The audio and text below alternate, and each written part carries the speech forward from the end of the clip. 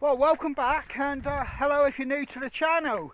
I'm actually out going for a hike, and it's a circular, well, pretty much just outside my back door really, and it encompasses everything I like. A little bit of woodlands, some tracks, and a little bit of lane work, so you can get a bit of a sweat up and, you know, feel your heart move. But yeah, all the way around me, it's winter, it's here. And there's a couple of reasons I'm excited for that, and I'll tell you.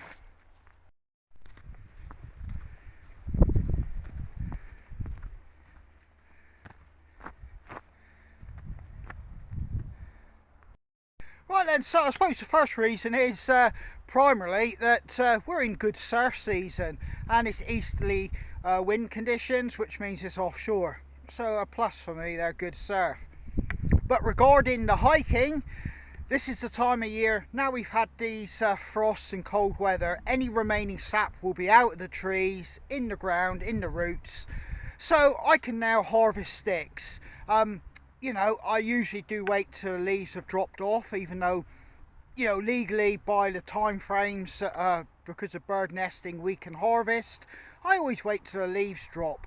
But even then, it's probably better to wait for the first frosts, and you lose the sap. It totally goes back down to the root systems, you know, ready for spring. So yeah, and because of that, it means I'm going to be out of the workshop for the next couple months for quite a lot of my time, and that will be harvesting sticks. It's an enjoyable time of the year, although it is quite hard work, and you could end up getting yourself battered, bruised and cut in the process, you know, but it's part and parcel of the job, so I'm looking forward to that. So it is a late start because here in North Cornwall, a lot of the schools have either shut or they're actually opening later, and ours opened later. So that meant the school run was a lot later, which basically ate into a fair part of my day.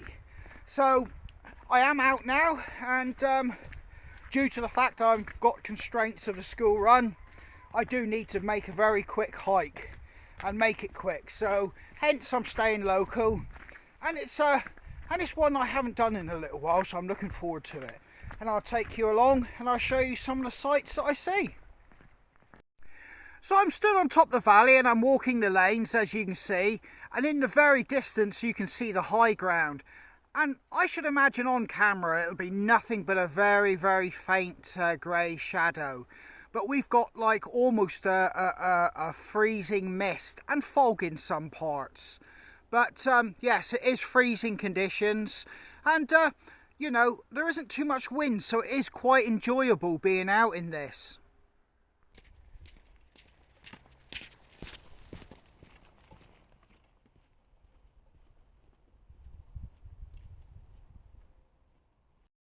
So we have a really light covering of snow, and if it wasn't for the steely grey skies and the freezing mist and fog, it probably would have burnt off and been gone by now. But here we are, we still have it here on the ground, and as you can see, there's a few centimetres, nothing much, but it's still classified as a novelty down here in Cornwall. We don't see a lot of it.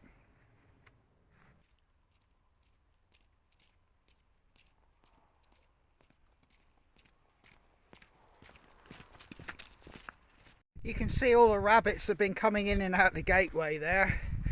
But over here in this particular field, just over there, just around there, there's an Iron Age settlement. I've shown it before on my channel, but I can't help but stop it and just look over there and think about all those people that lived there, you know, and it's pretty acknowledged that the winters would have been brutal for them over there. We kind of get a little bit uppity when our central heating or log burner or something like that doesn't work, but by God, it would have been brutal back in that day. But yeah, it's not a fort, and I think the reason is because it's only got one ring. Forts generally have two, ramparts or ditch systems. That only has one, so it's been deduced as a settlement, not a fort.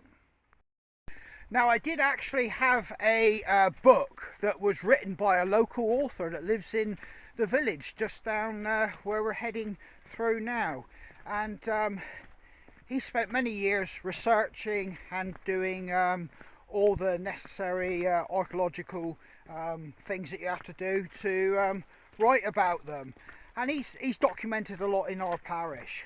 Now, sadly, he died only a few days ago, and last summer my wife went down to the farm and asked if we could have a copy of his book. We're willing to pay, obviously, you know, it wasn't asking for a freebie, but yeah, unfortunately it's been out of print and circulation for so long. Any copies are now quite expensive and they're like gold dust. I sadly had a copy. It was given to me, actually, but the person requested it back to pass on to somebody else so they could just gain some information, and then it was going to make its way back to me.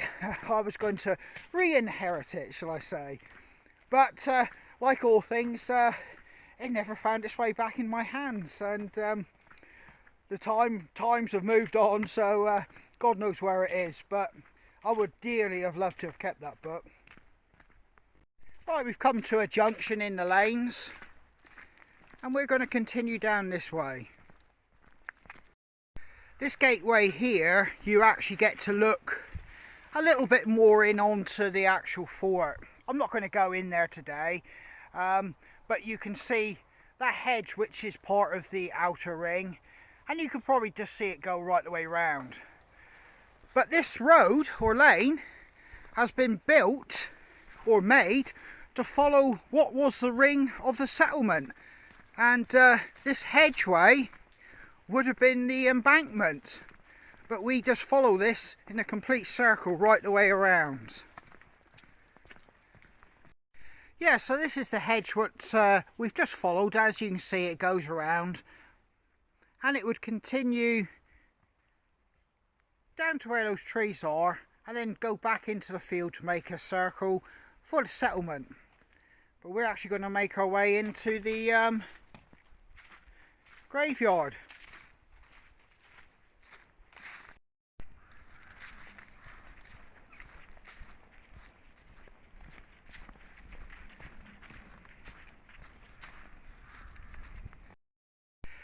Well, when that was called stonemasons, I spent many a night in there drinking and chasing women, and this is the church I got married in. Bit of a contrasting situations there, but yeah, this is where I got married. Beautiful church,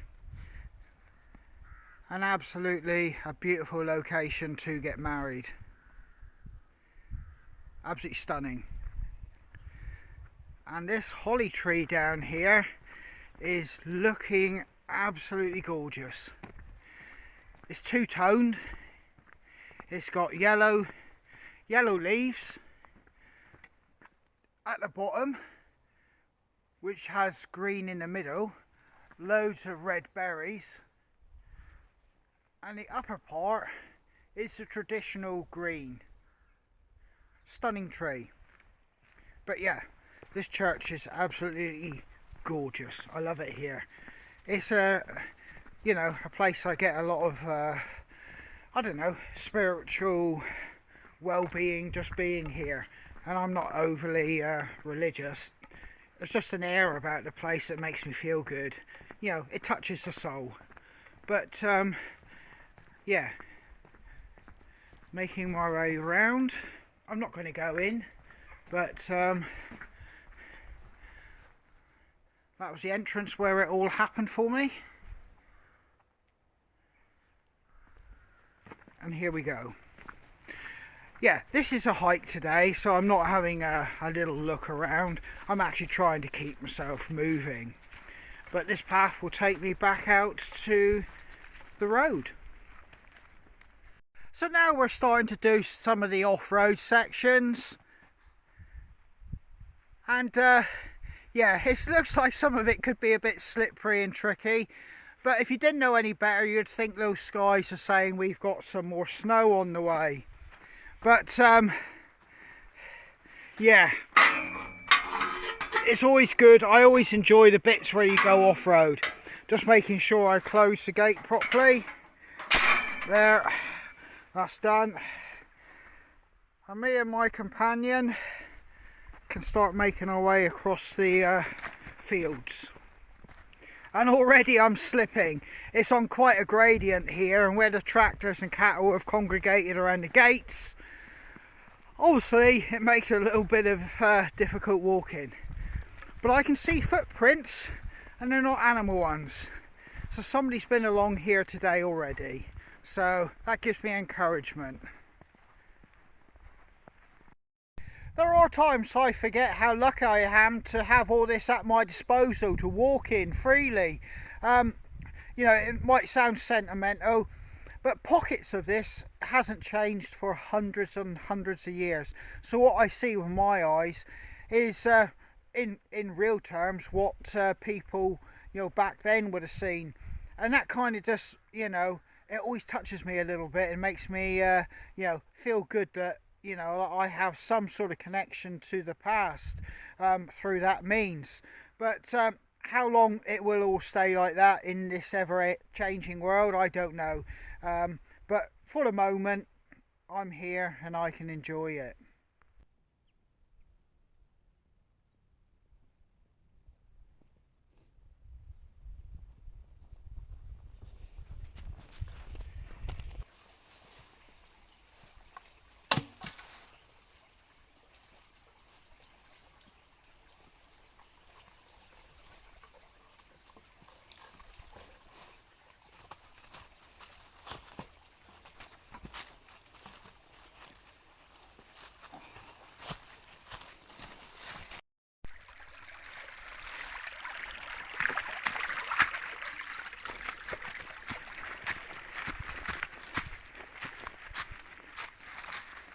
Go on. Come on. Up you go. Come on.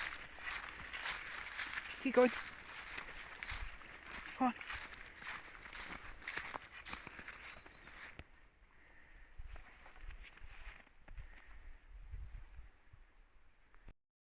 So yeah, it is actually freezing temperatures, and you know, I'm feeling it. I am wrapped up.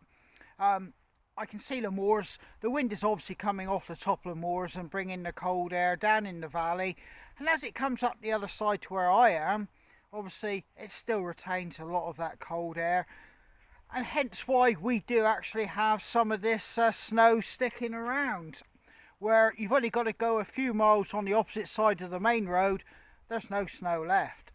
But yeah, Bracken is dealing with it.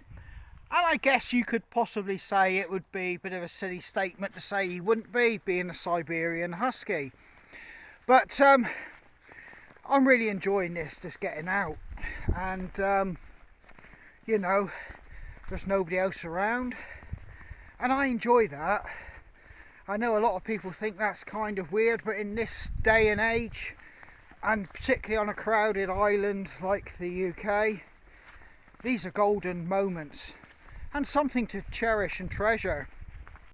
So we've left the fields now and the footpath through them, and we're following a footpath now that will take us down to a lane, and then we can enter another woodland, and that one will be extremely cold because it's down by a river. But yeah, we're making good progress, and we'll find somewhere to have a coffee. I'll have some biscuits and he'll have some of his dog treats. And there is water there for him to drink if he should want it. I don't bring water for him because I have access to water along this hike. Looking back across to the high ground again from this gateway, and it does look cold up there. I would like to actually go up there, but I just do not have the time to hike up there today.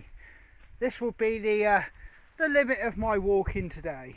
And this one here will be about 6 to 7 miles. And here we are, yet again, there's some footprints. We'll make our way down here to the woodland.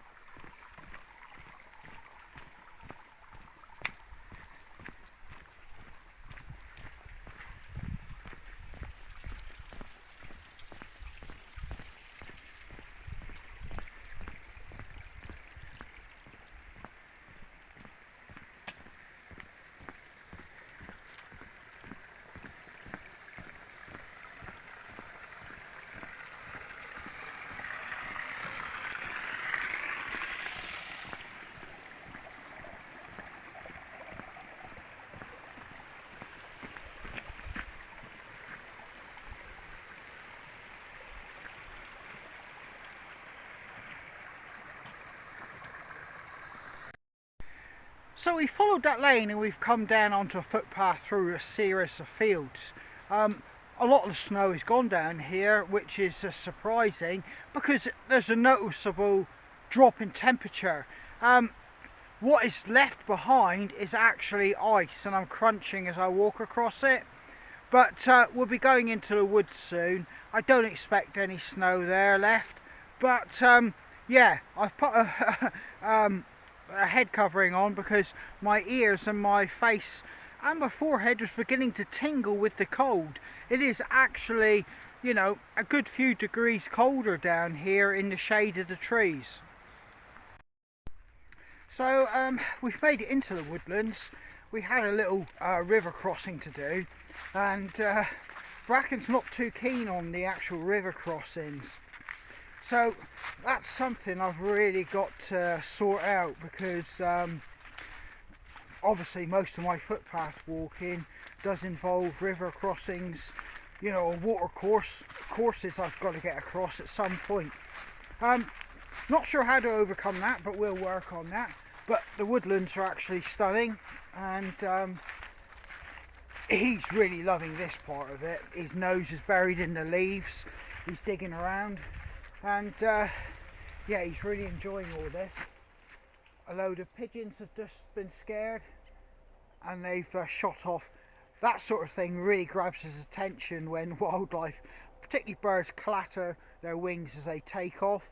You know, everything about being in here he loves.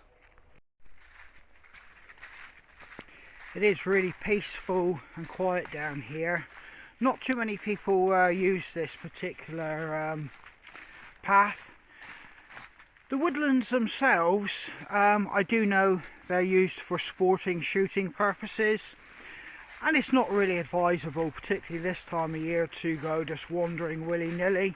You know, obviously it is private woodlands, so you know, I stick to the footpath and just make my way through it and just enjoy what I've got here. But yeah, that's something you need to bear in mind this time of year, is that no matter what you think about field sports, they are being practiced. So, you know, just wandering willy-nilly with not too much a care in the world or a clue what's happening. You know, there are people that legitimately performing field sports in woodlands, so that's just something to bear in mind. But as for Bracken, he also doesn't have a care in the world. He's just following his nose. And we're going to make our way through this complete woodland to another lane. Yeah, this woodland is really, really cold. Everything is icy.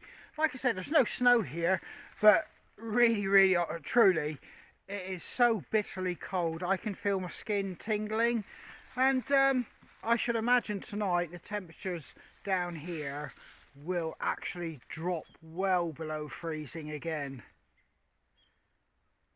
We've left that woodland. The high ground has no shortage of snow up there. It's completely white up there. But yeah, we're now going to leave this valley and make our way home and stop for coffee at a very special place. But we still have about half a mile upwards up these lanes to go yet. So here we're going to have a cup of coffee, me and Bracken, and I'll quickly show you why it's a special. It's possibly something we've all done, but in any case I'll just quickly show you, and it's a good little coffee stop. Right, Bracken's tied up at the moment, and I'll give him his treat because he's walked a good few miles. Now you will see on these old beech trees a lot of modern graffiti, like here. These old beech trees are quite good for that. You can see there's years worth of it there, and there's stuff that's faded away. There's a newer one there, but the trees are actually covered in it everywhere, which is always amusing for me. But this is what I've brought you here to see. And I'm going to scrabble up the hedge. There, got up. This is a Iron and Bronze Age fort. Not settlement, fort. You can see the rampart going up there. You can see how big this one is. All the way around there. Over to here. And you can just see down there the dip where the other one rampart goes up. It's been lost to time just on this part here. But it is a fort because it has two ramparts. It's got defensive positions. But, like I was saying, it is a coffee break. I've got to get down without breaking my neck. Come round here. And I've treated myself to some chocolate biscuits. And I got my coffee. And I'm just going to look over the hedge. And just, you know, let my imagination run riot. And on top of that, I do have stunning views on over to the snowy ground over there. So yeah, I'm going to grab my coffee. So me and Bracken, I've got a mouthful of chocolate biscuits, sorry. We're going to carry on walking back. We've got a mile and a half just to plod out these lanes. You know, so we're heading home and we're going to call it a day. And it's been a fantastic little outing. Nice little hike. And I hope you enjoyed this wintry hike with me here in North Cornwall. And yeah, something I haven't said on any of my videos so far, but I will on this one. If you do kind of like what you kind of see, just hit the like and subscribe button. Apparently it is the thing to do to help a channel. And yeah, so if you could do that, much appreciated. But me and Bracken now are going to plod these lanes, so I'm going to sign off. So all the best and stay safe, and I hope to catch you guys out on the trail.